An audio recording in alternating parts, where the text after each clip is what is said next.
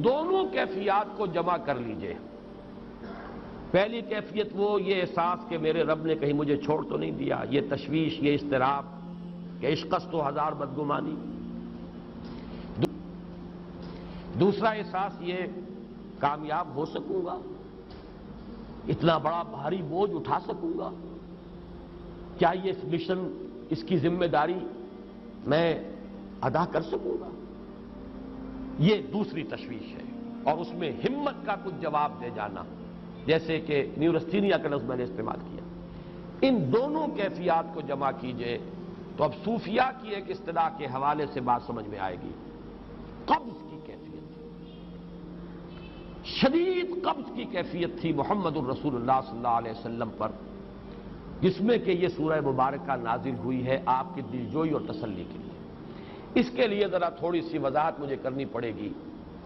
دیکھیے، انسانوں کی اکثریت تو ان پر مشتمل ہے جو بے حس ہوتے ہیں اور غبی ہوتے ہیں، جو ہو جائے ڈھیٹ انسان، کسی چیز کی کوئی خاص، بس اپنی فکر ہے، اپنے بطن اور فرج کے تقاضے ہیں، مال جمع کرنا ہے، اس سے آگے کوئی اور فکر نہیں، کوئی سوچ نہیں، کوئی احساسات نہیں۔ کسی کے دل پر کیا بیت رہی ہے ہمیں کیا، وہ جانے۔ کوئی بھوکا ہے ہمیں کیا۔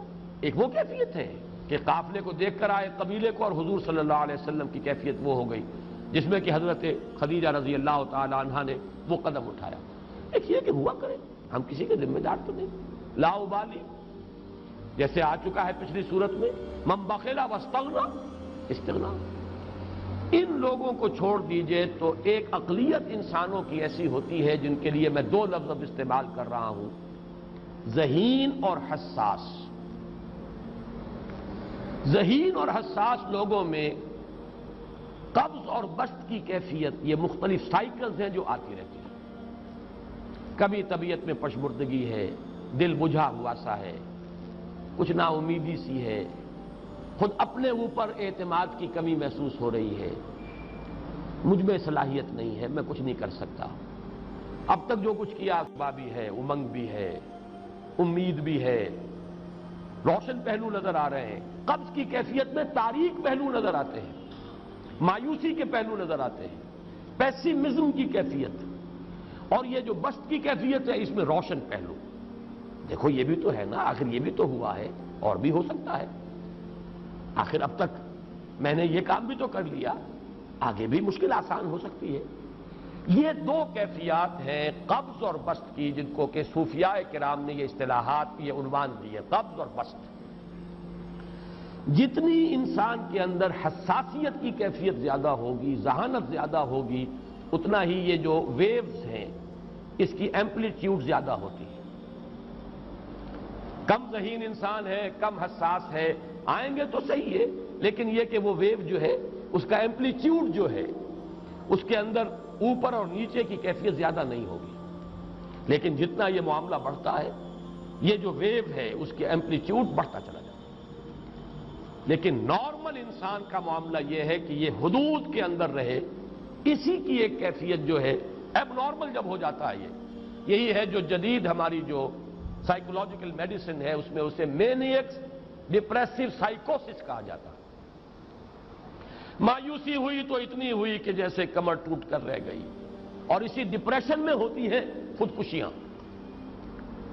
خودکشی کر جاتا ہے، ڈپریشن۔ کچھ روشن پہلو نظر ہی نہیں آ رہا، کوئی امید کا پہلو نظر ہی نہیں آ رہا، کوئی صورت نظر نہیں آتی، کوئی امید بن نہیں آتی، کس طرف جاؤں، کدھر دیکھوں، کسے آواز دوں، اے ہجوم نامرادی، دل بہت گھبرائے ہیں۔ اور جب آدمی محسوس کرتا I can't face these realities، he commits suicide۔ یہ اور جب کیفیت ہوتی ہے انشراح کی تو آدمی خوب بھاگ رہا ہے، دوڑ رہا ہے، امنگ ہے، محنت ہے، دوڑ رہا ہے، امیدیں ہیں، اب ہر چیز کا روشن پہلو نظر آ رہا ہے۔ عجیب ہے یہ۔ اصل میں مجھے کچھ تجربہ بھی ہوا ہے، ہمارے خاندان میں بھی یہ مرض موجود رہا۔ میرے والد مرحوم کافی طویل عرصے اس مینیک ڈپریسو سائیکوسس کے مریض رہے۔ کچھ ہوتا ہے یہ معاملہ، ویسے بھی شاید ہمارا خاندان جو ہے اس کیٹیگری میں آتا ہے جس میں ذہانت نسبتاً کچھ زیادہ ہے، حساسیت بھی نسبتاً کچھ زیادہ ہے۔ یہ دوسری بات ہے کہ کوئی شخص جو ہے یہ فلسفے کے طور پر اختیار کر لے کہ اپنے آپ کو ڈھیٹ بنا لینا ہے، یہ فلسفہ بھی بن سکتا ہے، لیکن یہ ہے کہ اگر آدمی چھوڑ دے اپنی طبیعت کو تو یہ دونوں کیفیات آتی ہیں۔ انہی کیفیات میں اگر یہ جو اپورڈ اینڈ ڈاؤنورڈ موومنٹ ہے یہ ایک حد سے نکل جائے تو یہ بیماری ہے، مینیک سائیکوسس، مینیک ڈپریسو سائیکوسس۔ اس میں جب آدمی ہوتا ہے وہ اپر کیفیت میں تو اس کے اندر بڑی عظیمت ہے، روشنی ہے، امید ہے، لوگوں سے گفتگو کر رہا ہے، حق بول رہا ہے، خوب جو ہے محفل کے اندر، اب وہ محفل میں اسے دلچسپی محسوس ہو رہی ہے اور اسے ہر چیز کا روشن پہلو نظر آ رہا ہے، خود اپنے وجود کا بھی روشن پہلو، دوسروں کے وجود کا بھی، دوسروں کی بات میں سے بھی وہ اچھا پہلو تلاش کریں گے، وہ برا پہلو تلاش نہیں کریں گے۔ جب دوسری کیفیت ہے ڈپریشن کی، ہر ایک کی بات میں کوئی برائی نظر آئے گی، کوئی اس کی نیت کا فطور ہے، کوئی فساد ہے، کوئی یہ جو ہے بدنیتی کے ساتھ یہ بات کر رہا ہے، کوئی خیر کہیں ہے ہی نہیں، برائی ہی برائی ہے، مایوسی ہی مایوسی ہے، بدلی ہی بدلی ہے۔ یہ ہے در حقیقت وہ کیفیت، اس کو غالب نے بہترین انداز میں تعبیر کیا ہے۔ ذہین اور حساس انسانوں میں ان کی جو ترقی ہے وہ انہی مراحل سے ہو کر گزرتی ہے، اور ہر ڈپریشن کے بعد، ڈپریشن میں اس سینس میں استعمال نہیں کر رہا یعنی بیماری کی حد تک پہنچنے والی ڈپریشن نہیں، صرف قبض کی حد تک پہنچنے والا معاملہ۔ ہر قبض کے بعد جب بسط آتا ہے تو آگے ترقی ہوتی ہے، جس کو آپ کہتے ہیں بائی لیپس اینڈ باؤنڈس، آدمی جو ہے چھلانگ لگاتا ہے، گویا کہ ایک درجہ جو پہلے تھا اس سے آگے درجہ انسان کا جو ہے اس سے بلند تر پوزیشن پر انسان پہنچتا ہے۔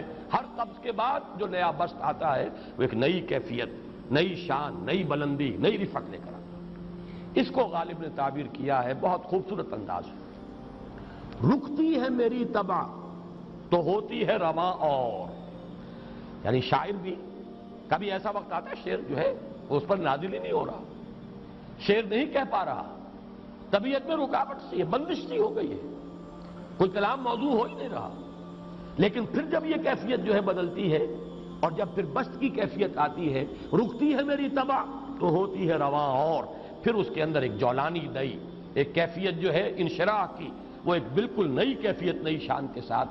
یہ ہے وہ معاملہ جو ان آیات مبارکہ کے پس منظر میں ہے۔